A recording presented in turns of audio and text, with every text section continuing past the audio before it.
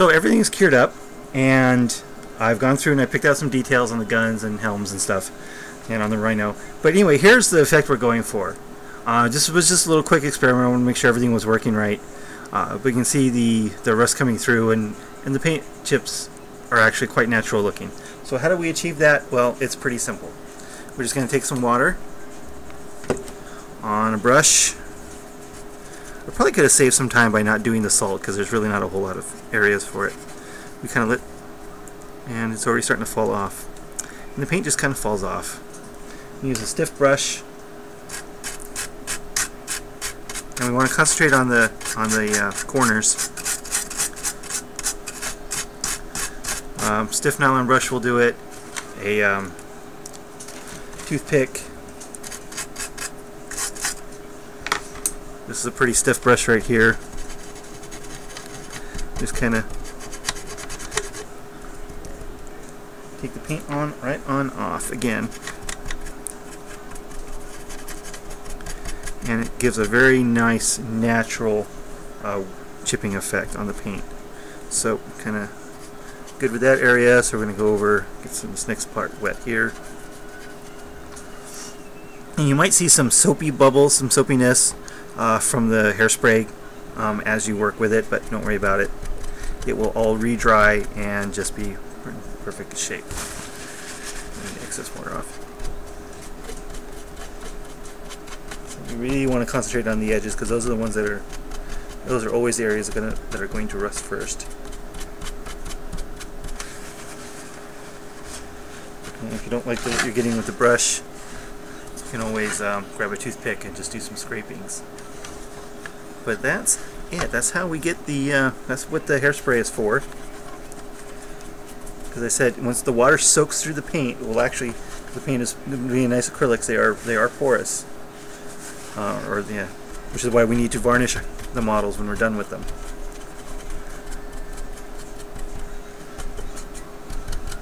And I'm actually going to, in this particular case, probably pull off most of the paint. One thing to be aware of when you're doing this, you got to have somewhere to put the paint, because it is coming off. In this case, I'm going to have a paper towel handy to wipe it off with. And you can do, of course, just as little or as much as you want.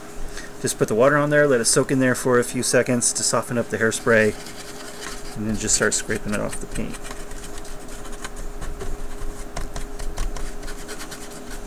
Just as I said, as much or as little, as little or as much as you want to get the effect you want. In this case, I'm going for a very weathered effect, so I want to, as I said, take off most of the paint.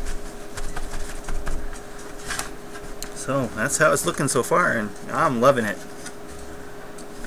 I'm trying to get it actually in the camera.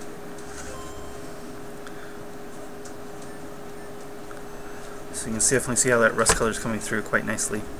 So I'm going to go ahead and let's just keep going. I'll keep it on video for a while just to see the kind of different effects we can get. So let's just get the edge right here on this one, this area here. And here we're going to leave a lot of the salt in place. Just take the paint off.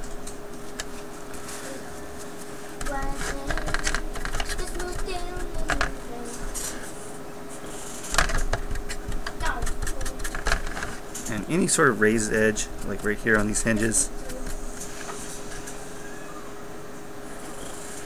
make sure you get those. Especially probably around, let's see here. Get down. I don't want to leave any paint down inside the divots. So I'm going to grab a toothpick and get some of those out, and I'll go ahead and pause the video here, and I'll get back when everything's all done. Okay, so I lied. Not everything's done yet. So what I'm going to do, since I got a toothpick here, I'm just going to go ahead and scrape all the paint out of the divots here, because I don't want, because there was, of course, would be no blue there in the first place. And of course, the toothpicks don't usually last very long because they get wet and they get chunked up. But it gets nice paint out, and it will actually leave a texture of paint on the behind, unlike what the brush is doing. So I'm going to dig out all the areas here with the toothpick and all the holes and stuff. And so that's probably going to take longer than anything. some of these areas that I've already done wet again.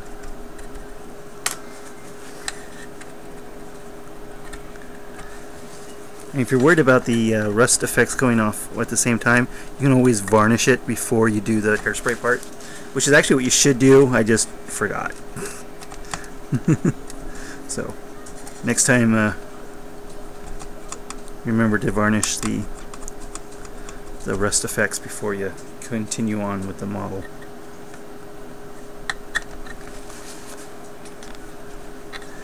And you don't want to use anything like metal on this because you will scrape through the rust effects, so we don't want to do that. See how the toothpick is getting screwed up pretty bad. And so it takes usually a few toothpicks to finish up a project. Okay, so now I'm going to pause the video, finish the weathering, and I'll be back.